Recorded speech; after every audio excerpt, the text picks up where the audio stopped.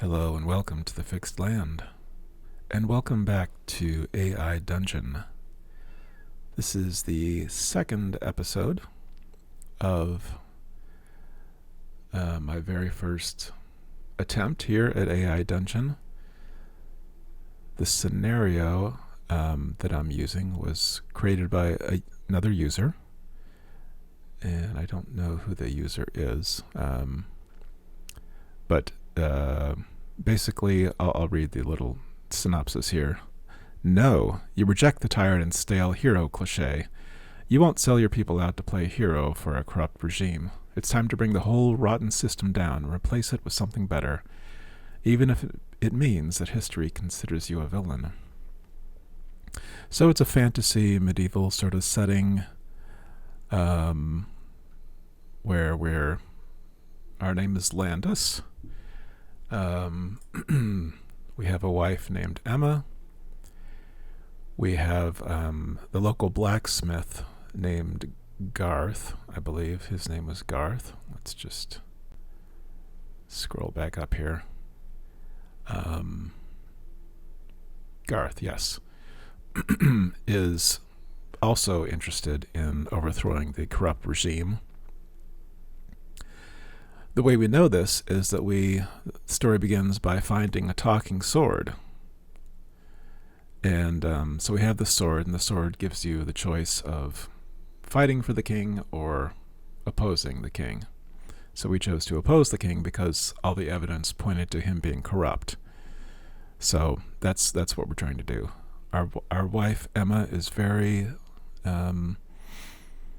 she's supportive, but suspicious and concerned. She's suspicious about this glowing red sword, and she's concerned that we've changed since we found the sword and that we're holding something back.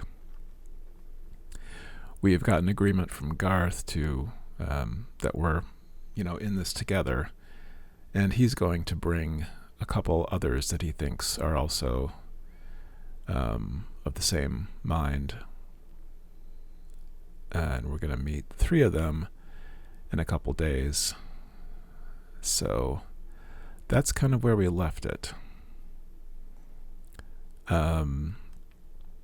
So last time we had this conversation with Emma. Went to sleep. Emma is already awake, preparing breakfast in the dim pre-dawn light. She doesn't turn to face you, her movements stiff and deliberate. The sword pulses against your back, eager for the day's activities to begin. Let's continue. And I did zoom in a bit in the browser window to make the text bigger.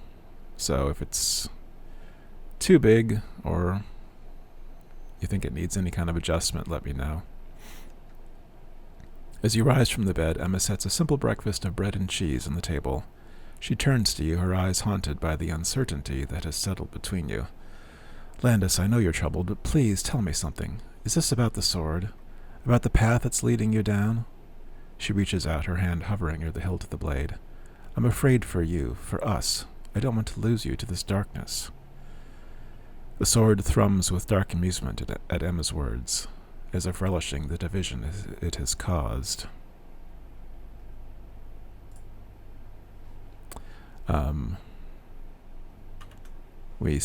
We're going to say, my love, I promise upon my life that I will never let a sword come between us. Let's see what she says to that. I think we have to have a chat with this sword. Emma's face relaxes and she wraps her arms around you in a tight embrace. I believe you, Landis. I trust you. But the sword pulses against your back, its presence a constant reminder of the dark path you've chosen. As you both eat breakfast in silence, you notice Emma's hand shaking slightly as she eats, her eyes darting to the weapon at your back. The first light of dawn creeps through the window, and you hear the sounds of the village beginning to stir. Emma stands, her movements stiff as she gathers her things. I need to go to the market. Will you be here when I get back?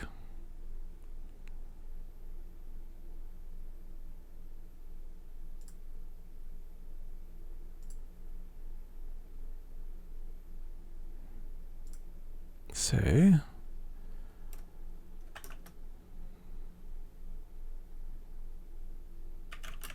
I have some things to attend to, but I will be home by dinner time.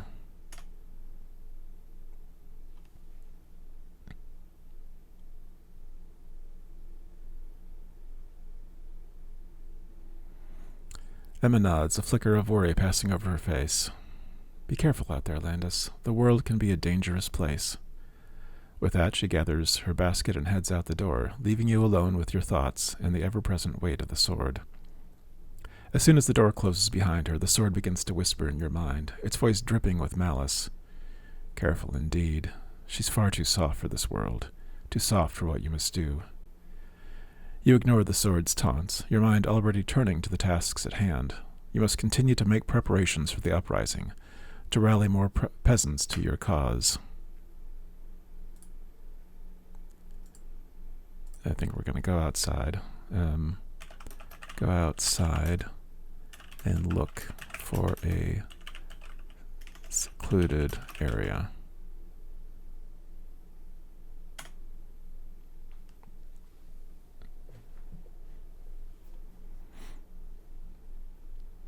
My allergies are really acting up today, so if I'm a little stuffily, I apologize. You step outside into the crisp morning air, the sun just beginning to peek over the horizon. The village is slowly coming to life around you, but you ignore the bustle of activity, your mind focused on the task at hand. You walk purposefully down the dirt road, your eyes scanning for a secluded area where you can meet with your allies without being disturbed. As you pass by the blacksmith's shop, you catch a glimpse of Garth inside, his hammer striking sparks from the anvil. He looks up, meeting your gaze, and he gives a barely perceptible nod of understanding. You continue on, turning down a narrow path that leads away from the main part of the village.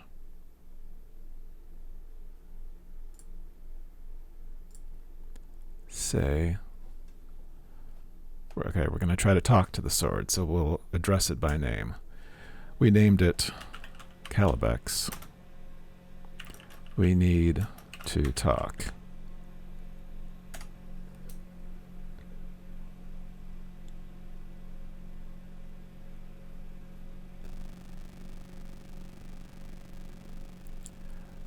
So the peasant finally wishes to converse with me. How delightful. The sword purrs, its voice dripping with sarcasm. What is it you wish to discuss, my dear Landis? The glories of overthrowing the tyrannical nobles? The sweet taste of vengeance that awaits us? You ignore the sword's taunts, your mind focused on the task at hand. We need to be careful, Calibex. We can't afford to let our guard down, not with what we're planning. I'm actually going to edit this because what I want to say is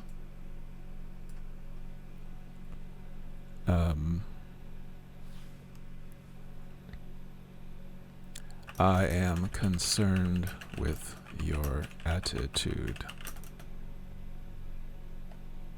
I am not a villain. If overthrowing... Let's see, I'm not a villain.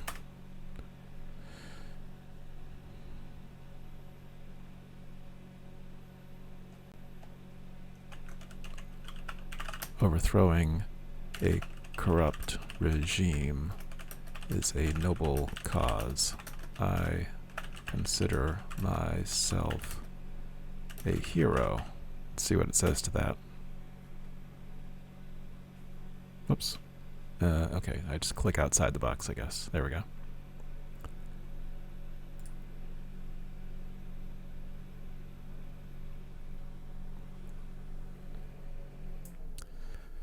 The sword lets out a cold, mocking laugh that fills your mind. A hero. Oh, how quaint. Tell me, Landis, what makes you think that righteousness and nobility have any place in this world? Its presence pulses at your back, a reminder of its dark power. Your cause is just, I'll grant you that, but you cannot expect to achieve your goals without getting your hands dirty, without spilling blood. The ruby eye in the pommel flickers with an eerie red light. The path you walk is not for the faint of heart. It is a road paved with shadows and deceit. Are you prepared for that, my dear peasant-turned-villain?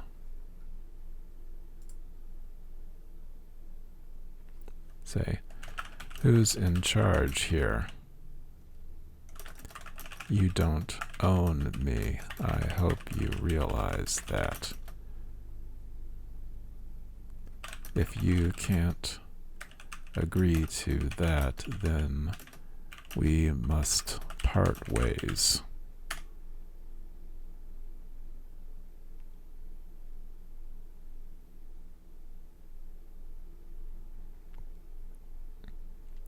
The sword's presence pulses against your back, a cold and unsettling sensation. Oh, I wouldn't dream of owning you, Landis.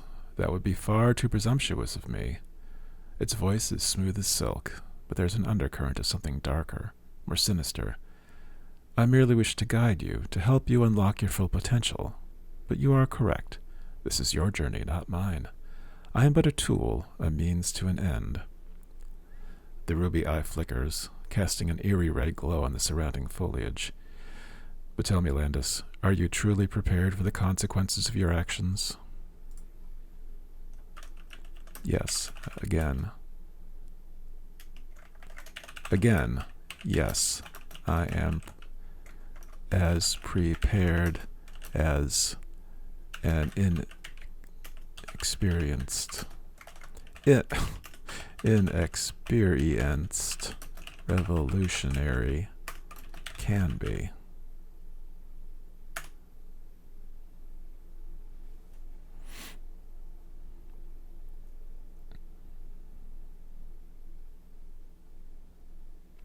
The sword falls silent for a long moment, and you can almost feel it contemplating your words. When it speaks again, its voice is low and serious.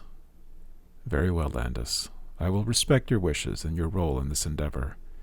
But remember this, the path you have chosen will test you in ways you cannot yet imagine. It will force you to make difficult decisions, to do things that may go against your very nature.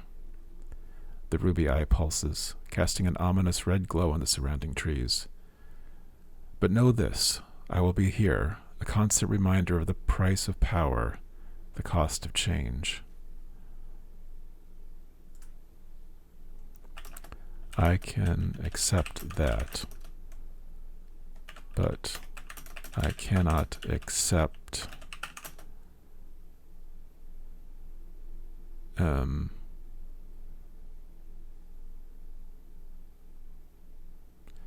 let's see. What I cannot accept is having you come between me and Emma. Is that, are we in agreement?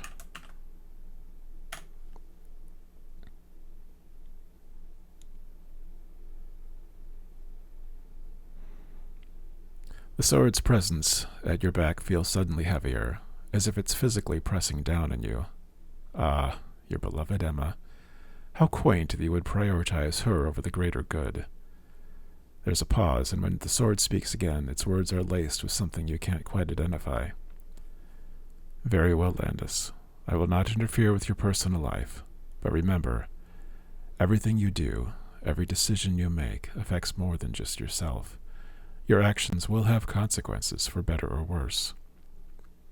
The ruby eye dims slightly, as if in understanding, or perhaps disappointment. But make no mistake, the path you walk is a dark one. Very well.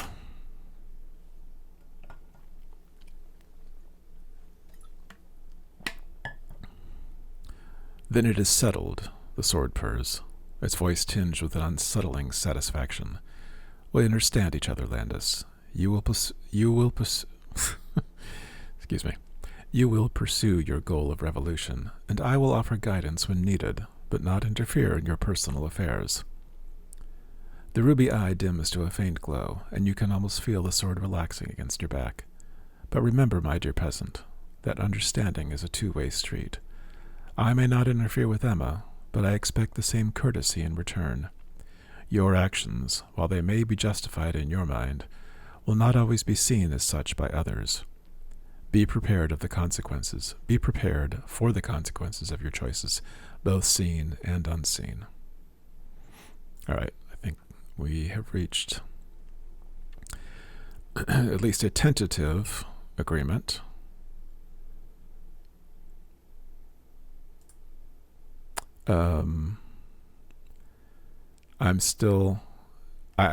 So here, what I'm concerned with when it gets right down to it is that the sword seems to have this basic malevolent nature. And I'm not sure that any amount of conversation or agreement can change that. So that's one thing I want to keep in mind as we proceed, is that while the sword may help us in our goals of overthrowing the corrupt regime, it may not have, it may be evil when it comes down to it. So we have to keep that in mind. And so it feels like kind of a tight rope we have to walk here. So we'll hang on to it for now. My other concern is that if we try to get rid of it, we may have trouble. It may not let us get rid of it. But I don't know. We'll see if it comes to that. But right now, let us return to the village.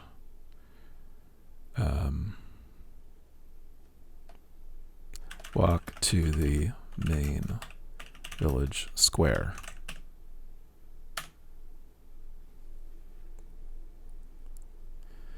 Let's see what happens. You walk to the main village square. You walk through the narrow cobblestone streets, the sword weighing heavily at your back. As you approach the village square, you see the familiar faces of your neighbors and fellow villagers going about their daily routines. Old Thomas is seated by the well, whittling a piece of wood as he watches the world go by with a critical eye. Margaret, the baker's wife, is busy setting out fresh loaves of bread on the counter outside her shop, her arms dusted with flour. You pause at the edge of the square, surveying the scene before you. The village seems peaceful on the surface, but you know better.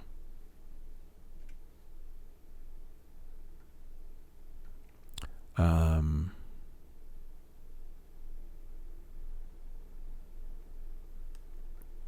want to remind myself who... So Garth was going to speak with two people. Old Thomas was one of them, I believe, and I think Margaret was the other. But let me just see if I can do a search here. Margaret.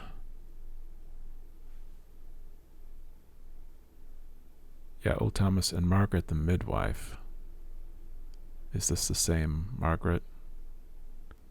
Is she the baker's wife? I don't know. Let's just continue and see what happens.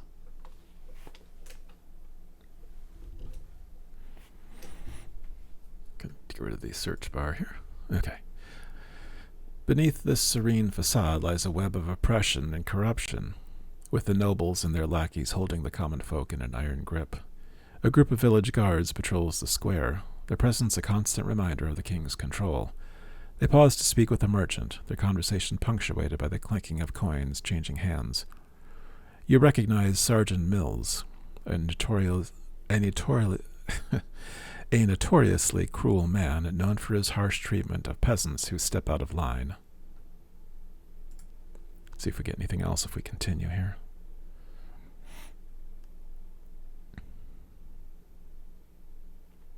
You walk... Okay, we're going to walk to Old Thomas. You walk over to Old Thomas, who glances up at you with a knowing look in his eyes. Landis, he says, his voice low and conspiratorial. You got that look about you again, like you're about to stir up some trouble. He chuckles, a sound that's equal parts amusement and warning. Just be careful, boy. The guards are watching more closely these days.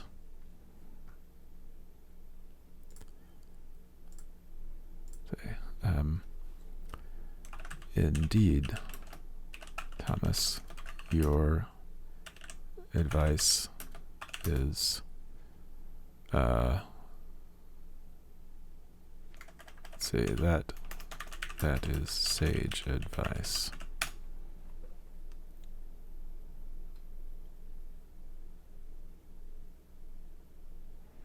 Old Thomas leans forward, his gnarled hands gripping the walking stick beside him. Sage advice, you say? Ha! More like survival advice, if you ask me. He spits on the ground, his eyes darting on the guards, who are now watching you with suspicious gazes. I've lived long enough to know when trouble's brewing, Landis, and that sword at your back. It's not one of our village blades, is it? The ruby eye in the pommel pulses with an eerie red glow, drawing even more attention from the guards. Best be careful where you point that thing, Thomas mutters, his weathered face showing concern.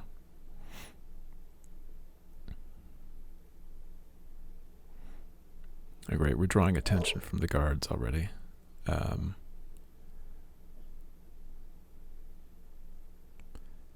Take a turn. Let's see.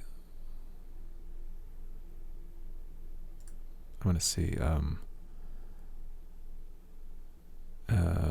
Check. I want to see if I'm carrying any money. Check if I am carrying any money.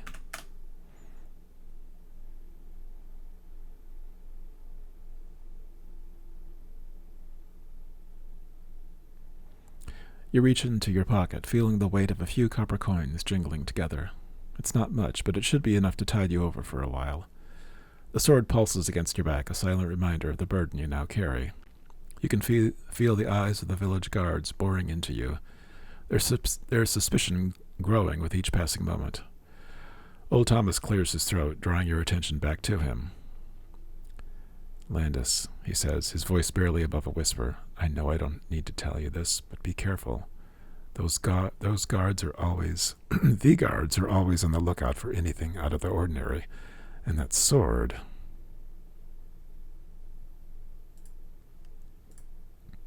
Yeah, do nod to Thomas and walk casually away from the guards. Don't mind me and my glowing red sword. Maybe we shouldn't walk around with it all the time. You nod to Thomas and walk casually away from the guards, trying to appear nonchalant despite the weight of the sword at your back and the heavy burden of your secret plans. As you move through the square, you can feel the eyes of the villagers upon you. Their gaze is a mix of curiosity and unease. You know that word of your strange behavior has been spreading, and it's only a matter of time before someone connects the dots and realizes the truth of your intentions.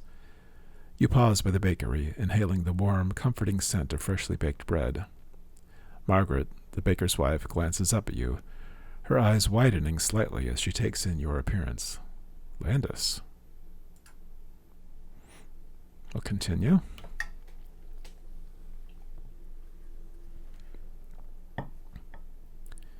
She greets you with a nod, her voice barely above a whisper. I haven't seen you for a few days. Is everything all right? You force a smile, trying to reassure her, even as your mind races with the weight of your plans. Everything is fine, Margaret. Just been busy with some personal matters. You reach into your pocket, pulling out a few copper coins. Could I trouble you for a loaf of your finest bread? I have a long journey ahead of me. Margaret's eyes flick to the sword at your back before she nods, turning to select a loaf from the counter. Of course, Landis. Fresh from the oven, just for you.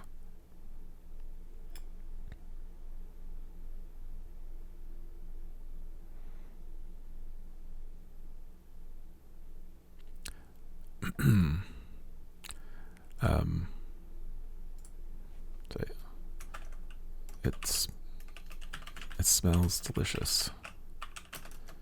Thank you. Let's see, maybe we can see if she is the midwife. Oh no. I'm not going to do that. It must be the same person. How goes, the midwifing business? That sounds ridiculous. Have many new clients lately? Let's see what she says to that.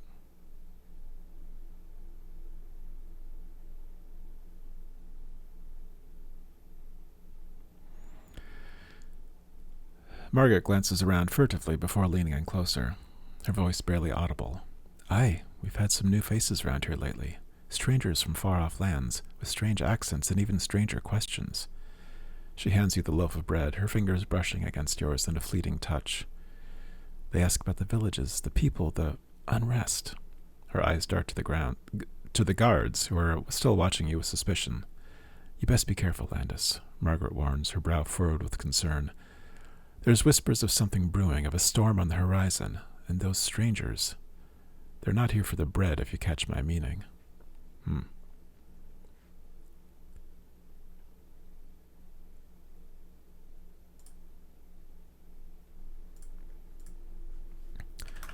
Nod knowingly. I'm not sure who these strangers are exactly. Nod knowingly and say,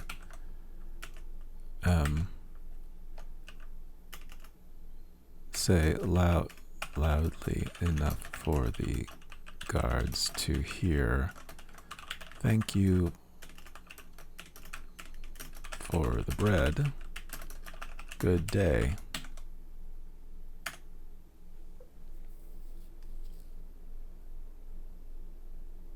So we didn't get the answer about the midwifery, but that's okay. You nod knowingly at Margaret's warning, then raise your voice so the guards can hear. Thank you for the bread. Good day to you as well. You turn and walk away, the loaf of bread warming your hands and the sword heavy at your back. The guards watch you intently as you leave the square, their suspicion palpable. You can feel their eyes boring into you, following your every move. As you make your way through the winding streets of the village, you can't shake the feeling that you're being watched. Every shadow seems to conceal a hidden observer, every passing villager a potential spy for the king. Okay. We need to talk to the Calabex again. Go to a secluded wooded spot.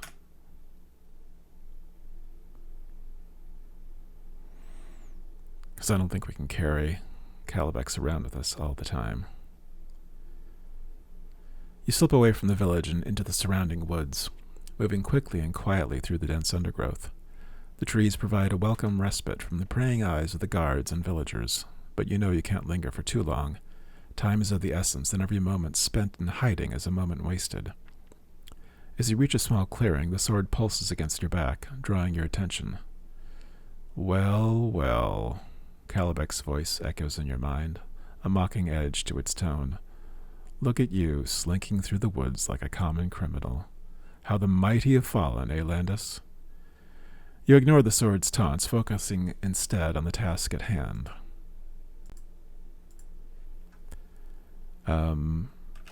Carrying you around with me draws too much suspicion. I need to hide you somewhere. I need to find a good hiding spot for you. Any suggestions?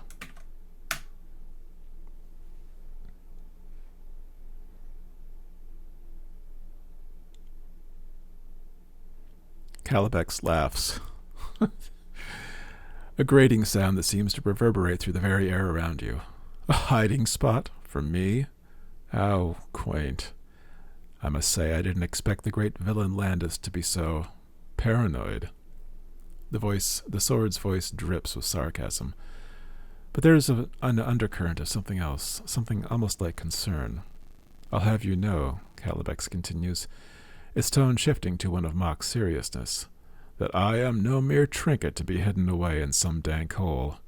I am a weapon of legend, a force to be reckoned with, and as your blade I demand respect.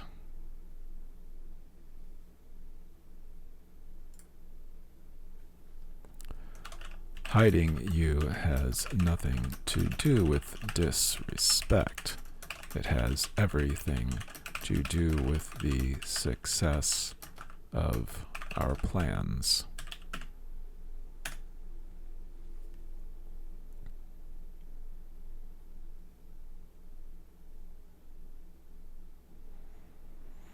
Calibex is silent for a moment, as if considering your words. When it speaks again, its voice is tinged with a grudging respect. Perhaps you're right, Landis. I forget myself sometimes, lost in the thrill of battle and the promise of glory. But you have a different kind of vision, don't you? One that goes beyond mere conquest. The sword pauses, and you can feel a sense of unease radiating from it. Tell me, Landis, what exactly do you plan to do with me once I'm hidden away? Surely you don't intend to leave me gathering dust in some forgotten corner. You hesitate, unsure of how much to reveal to the sword. Yeah, one should hesitate to reveal too much to Calibex. Not to be trusted. Certainly not. I need you.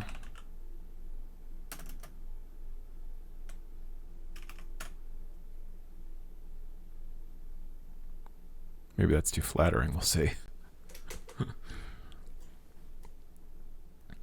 You take a deep breath, considering your next words carefully.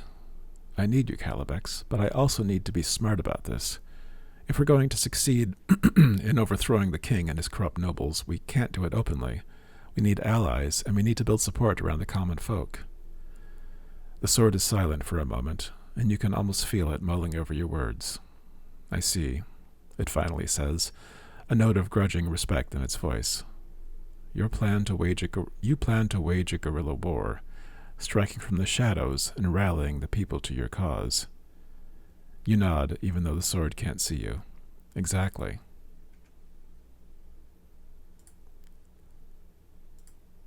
Exactly. Whoops. So,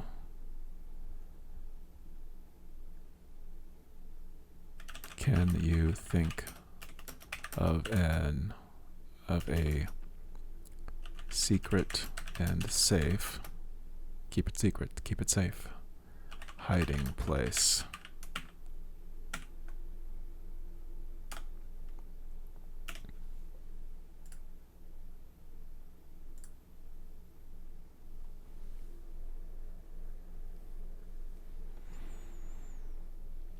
The sword remains silent for a long moment, its presence pressing against your back like a living thing.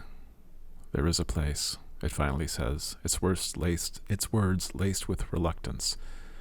An old cave system beneath a village, known only to a few.